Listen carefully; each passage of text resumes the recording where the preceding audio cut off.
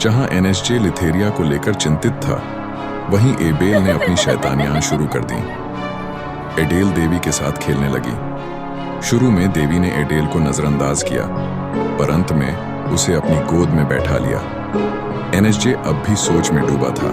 लिथेरिया को उस समय लाइट वॉरियर ने आखिर क्यों छिपाया? वह लिथेरिया को ध्यान से देखने लगा और शांत स्वर में बोला, कहानी अच्छी थी, लेकिन लाइट और डार्क ड्रैगनों की लड़ाई का असली अर्थ सच्चा संतुलन है। जीवन और मृत्यु की लड़ाई, अच्छाई और बुराई की लड़ाई, सृजन और विनाश की लड़ाई। तो फिर यह कैसे संभव है कि किसी एक लॉर्ड के कारण लाइट और डार्क ड्रैगन आपस में युद्ध कर रहे हो? देवी ने उसकी ओर देखा। उसके चेहरे पर एक मोहक मुस्कान थी, पर भीतर एक ऐसी ज्वाला थी जिसे केवल एनएचजे ही महसूस कर सकता था। एनएचजे आगे बोला, और यह बात भी अजीब है कि सभी लोग एक ही हैं। क्या यह सब एक झूठ नहीं लगता?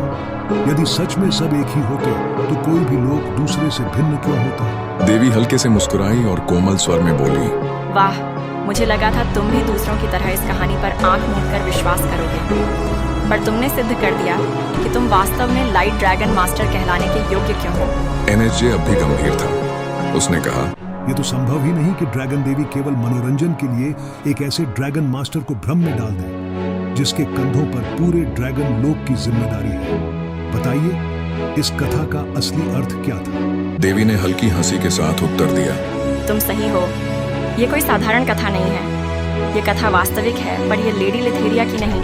एनएचजे के होठों पर एक हल्की मुस्कान आई। उसने देवी की आंखों में देखा और बोला, होगी भी नहीं, क्योंकि लिथेरिया और कोई नहीं, आप ही हैं, ड्रैगन देवी। देवी ने मुस्कुराते हुए कहा, हाँ, मैं ही लिथेरिया हूँ, पर यह कथा मेरी नहीं, रागा की है, विनाश की रानी, एक ऐसी अग्नि की महारानी जिसके आगे पूरी दुनिया नतमस्तक थी। मनुष्यों ने उस पर एक प्राचीन मुहर लगाई थी ताकि उसे नियंत्रण में रखा जा सके, पर अब 200 वर्ष बीत चुके हैं और रागा की मुहर कमजोर पड़ रही है। तुम्हें उसे रोकना होगा एनएचजे। एनएचजे ने गहरी सांस ली और बोला, यह तो असंभव है। आजकल एल्फ भी ड्रैगनों के साथ हैं, और यदि 200 वर्ष पूरे हो चुके हैं तो फिर एल्फ की लगभग 1 या 2 पीढ़ी ही होगी, और यह निश्चित है कि एल्फ फिर से मनुष्यों को वह मुहर दोबारा इस्तेमाल करने से रोक देंगे।